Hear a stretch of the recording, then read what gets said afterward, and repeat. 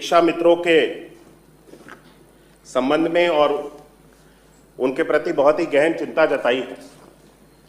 सरकार पूरी तरह से शिक्षा मित्रों के मुद्दे पर संवेदनशील है। जितना दे रहे हैं उसका दोगुना भी बढ़ा दें और उसके साथ उसको कुंडी बंद हो गई विद्यालयों की, तो उस कुंडी को खोलने का काम शिक्षा मित्रों ने किया। बुढ़ापे की लाठी पुरानी पेंशन थी, सरकार को पुरानी पेंशन बहाल करना चाहिए। माननीय सभापति जी, शासन एवं बेसिक शिक्षा परिषद उत्तर प्रदेश द्वारा शिक्षा मित्रों के किसी भी यूनियन को मान्यता प्राप्त नहीं की गई है। शिक्षा मित्रों का मानदेय बढ़ाया जाना एक सतत प्रक्रिया है उपरोक्तानुसार। डॉक्टर मान सिंह यादव जी।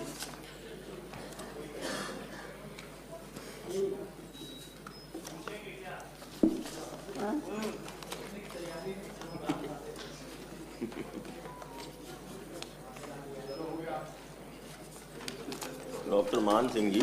माननीय सभापति महोदय, ये बहुत ही गंभीर प्रकरण है और माननीय मंत्री जी का जो उत्तर आया है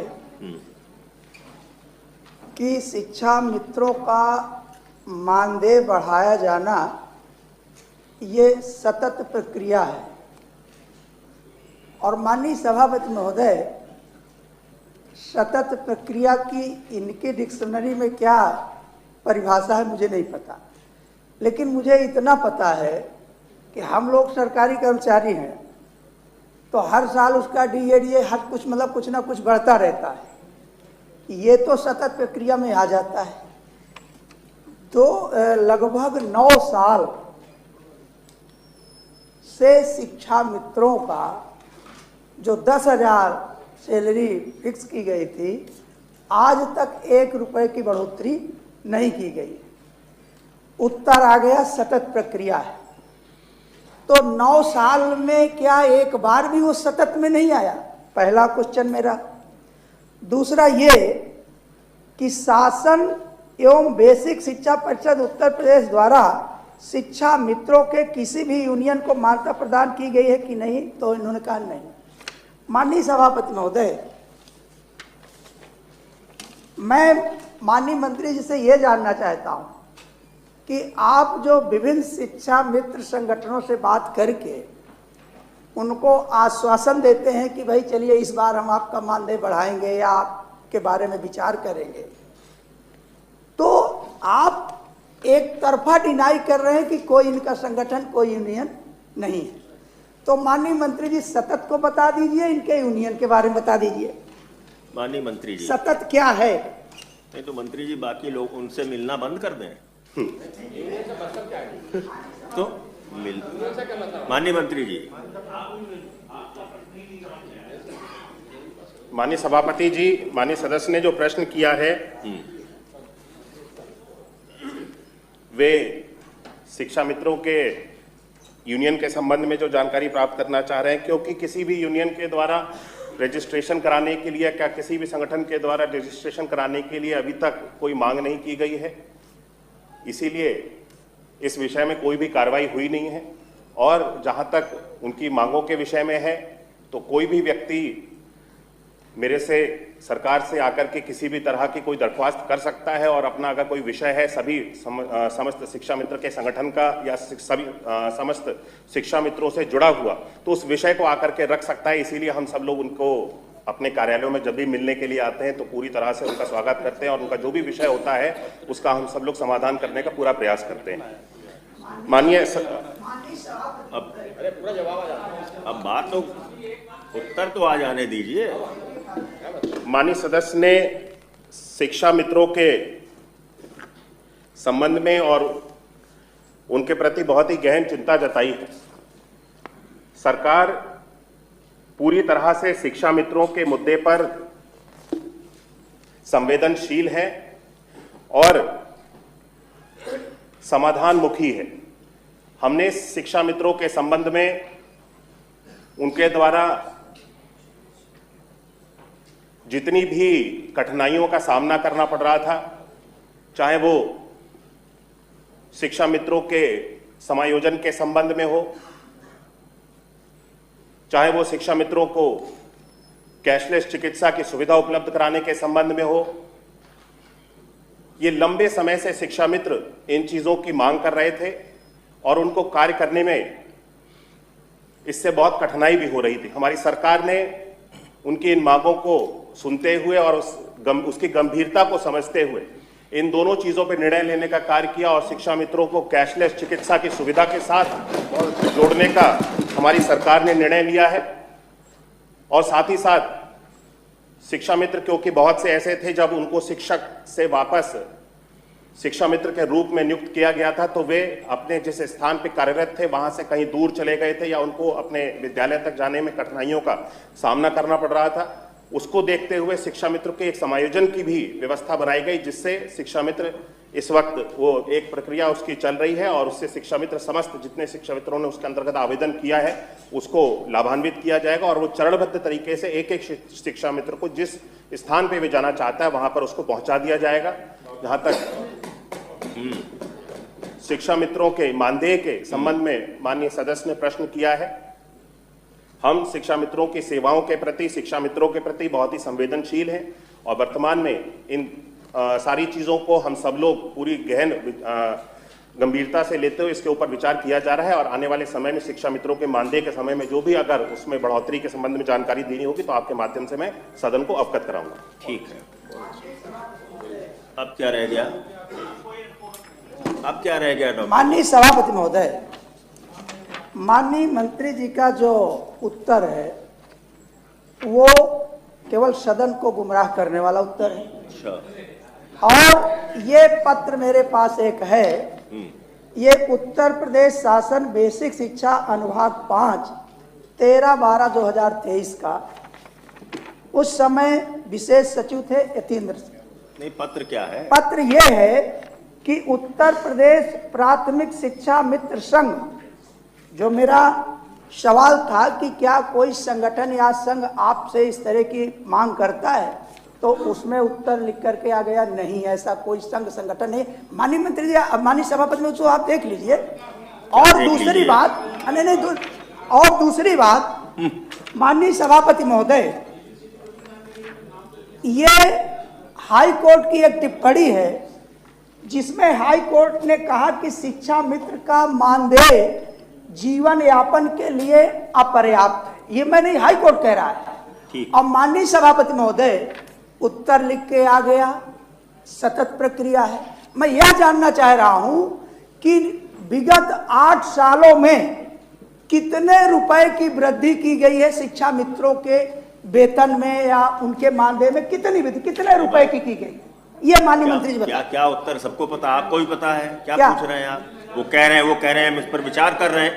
कह रहे हैं मानदेय बढ़ाने पर वो कह रहे हैं विचार कर रहे हैं। तो सतत प्रक्रिया क्या है?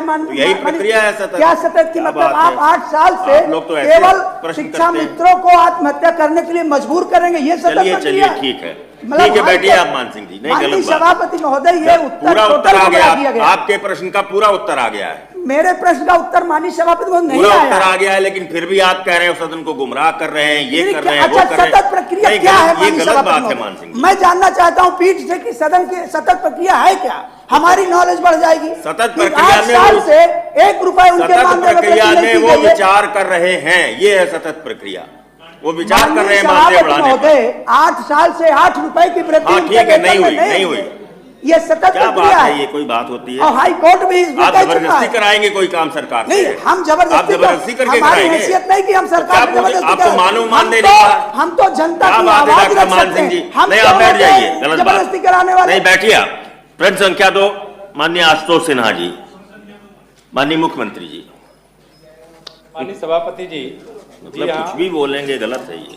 वर्तमान में उत्तर प्रदेश अग्निशमन तथा जितना दे रहे हैं उसका 2 गुना भी बढ़ा दें और उसके साथ उसको कुंडी बंद हो गई विद्यालयों की, तो उस कुंडी को खोलने का काम शिक्षा मित्रों ने किया। बुढ़ापे की लाठी पुरानी पेंशन थी, सरकार को पुरानी पेंशन बहाल करना चाहिए मान्यवर। जब एनपीएस के थ्रू जब उसको 1000, 1200, 1500 रुपए पेंशन मिलता है, शिक्षा मित्रों का पैसा नहीं बढ़ाया, जिन्होंने अपने जीवन का पूरा समय देश के निर्माण में बच्चों को पढ़ाने लिखाने में देने का काम किया। मैं जब भी जाता हूं प्राथमिक विद्यालय के शिक्षकों से मिलता हूं, पुरानी पेंशन के लिए परेशान है। हमारे आपके बुढ़ापे की लाठी मान्यवर पुरानी पेंशन है। अगर मैं आपके माध्यम से माननीय सरकार से कहना चाहता हूं कि जिसको अपने नौकरी के काल में लगातार अच्छी सैलरी मिल रही है और सैलरी के बाद जब एनपीएस के थ्रू जब उसको 1000, 1200, 1500 रुपए पेंशन मिलता है, तो सोचिए ऐसी व्यवस्था में जो लाख, सवा लाख रुपए जिसकी सैलरी रही हो, जिसकी 50-60 हजार रुपए सैलरी रही हो, जब उसको 1000-1500 रुपए मिलेगा तो मान्यवर वो आने वाले समय में अपने भविष्य को लेकर चिंतित रहेगा। कभी दवा इलाज की जरूरत पड़ेगी तो उसको हाथ फैलाना पड़ेगा अपने बच्चों के सामने, कभी कहीं कोई व्यवस्था की जरूरत पड़ेगी तो अपने बच्चों के सामने हाथ फैलाना पड़ेगा। मान्यवर बुढ़ापे की लाठी पुरानी पेंशन थी, सरकार को पुरानी पेंशन बहाल करना चाहिए। मान्यवर ये बहुत महत्वपूर्ण मांग हमारे प्राथमिक विद्यालय के शिक्षकों की है मान्यवर, क्योंकि शिक्षक में साथ साथ शिक्षा मित्रों का भी बहुत बड़ा योगदान है। और जब आप ही की सरकार थी मान्यवर, तब 26 मई 1999 में शिक्षा मित्रों की योजना को लागू किया गया। शिक्षा मित्र तब आए मान्यवर जब देश के पास आर्थिक संकट था, सरकार के पास पैसा नहीं था शिक्षकों को देने के लिए, और पैसा न होने की वजह से जब कुंडी बंद हो गई विद्यालयों की, तो उस कुंडी को खोलने का काम शिक्षा मित्रों ने किया और पढ़ा के बच्चों को आगे देश का भविष्य बढ़ाने का काम किया था। उसके बाद 1 जनवरी 2001 को ये योजना क्रियान्वित हुई मान्यवर विधिवत पूरी तरीके से। उसके बाद अक्टूबर 2005 में 2500 रुपए से 2250 रुपए मानदेय से बढ़ाकर इनका 2400 हुआ और 25 जून 2007 को बढ़ाकर 2400 से 3000 हुआ। उसके बाद मान्यवर हमारी जब सरकार आई तो 58,826 शिक्षा मित्रों को समायोजित करने का आदेश दिया गया और उसके बाद इन लोग का पहले प्रशिक्षण हुआ मान्यवर 23 जुलाई 2012 में और उनको सहायक अध्यापक बनाने का काम किया गया।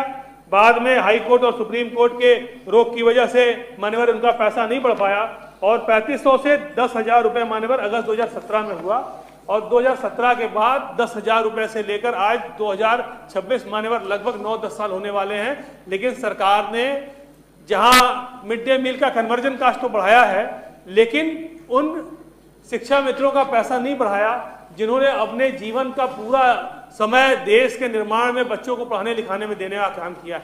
मान्यवर मैं सरकार से आपके माध्यम से ये मांग करता हूं कि शिक्षा मित्रों का पैसा कम से कम जितना दे रहे हैं उसका 2 गुना भी बढ़ा दें और उसके साथ उसको महंगाई से जोड़ दें मान्यवर। जिस हिसाब से महंगाई बढ़ती जाए, बार बार हमको यहाँ पर सदन का भी समय जाता है, हम भी बार बार मांग करते हैं कि हमारे शिक्षा मित्रों का पैसा बढ़ना चाहिए। तो शिक्षा मित्रों का पैसा बढ़ाने के लिए मान्यवर सरकार से कंक्लूड करिए। बस शिक्षा मित्रों का पैसा बढ़ाने का काम मान्यवर सरकार करे। अनुदेशक जिनको 17,000 मिल रहा था, सरकार ने रिकवरी कर ली पैसे की, सुप्रीम कोर्ट का आदेश आ गया है मान्यवर। अब मैं सरकार से मांग करता हूं जल्द से जल्द जितना पैसा इनका बकाया है हमारे अनुदेशक साथियों का वो देने का काम सरकार करे और साथ ही साथ सम्मानजनक उनको भी मान देने का काम करे। और जो प्रताड़ित किया जाता है अनुदेशकों को कि यार छात्रों की संख्या कम है, संख्या बढ़ाने से लेके बहुत सारे विषय हैं जिनमें मान्यवर उनको परेशान किया जाता है, उस परेशान को रोका जाए। एक विषय और मान्यवर बहुत महत्वपूर्ण मैं कहना चाहता हूं, जो हमारे मदरसों के आधुनिक शिक्षक हैं, आज हमें अगर 2-3 महीने सैलरी नहीं मिलेगी तो मान्यवर सोचना पड़ेगा कि बच्चों की फीस कैसे जमा करें। माता पिता जो बूढ़े माता पिता हैं उनके दवाई की व्यवस्था कैसे करें, उनके इलाज की व्यवस्था कैसे करें। जिनको 7-8 साल से मान्यवर वेतन नहीं मिला उनके बारे में सरकार सोचने का काम करे। हमारे मदरसों के आधुनिक शिक्षक जिनको सुप्रीम कोर्ट में इसी सरकार ने कहा कि मदरसों के आधुनिक शिक्षक बहुत अच्छे से पढ़ा रहे हैं, उसके बाद भी जो केंद्रांश नहीं आ रहा है मान्यवर, अगर केंद्र सरकार हमारा सहयोग नहीं कर रही तो राज्य सरकार को अपना हाथ आगे बढ़ाना चाहिए और आगे बढ़ाकर उनका हाथ पकड़ के उनको पैसा देने का काम करना चाहिए। मान्यवर एक तरफ हमारे देश के प्रधानमंत्री जी ने ये बात कही थी कि एक हाथ में लैपटॉप और एक हाथ में कुरान देकर हम मदरसों के आधुनिक शिक्षकों को आगे बढ़ाने का काम करेंगे, वहीं उत्तर प्रदेश की सरकार मान्यवर मदरसों के आधुनिक शिक्षकों के साथ अन्याय अत्याचार कर रही है, मदरसों को बंद करने की साजिश कर रही है। इसलिए आज आपके माध्यम से मान्यवर ये बहुत गंभीर विषय है, इस पे हम सारी जो है कार्रवाई रोककर चर्चा कराए जाने की मांग करते हैं।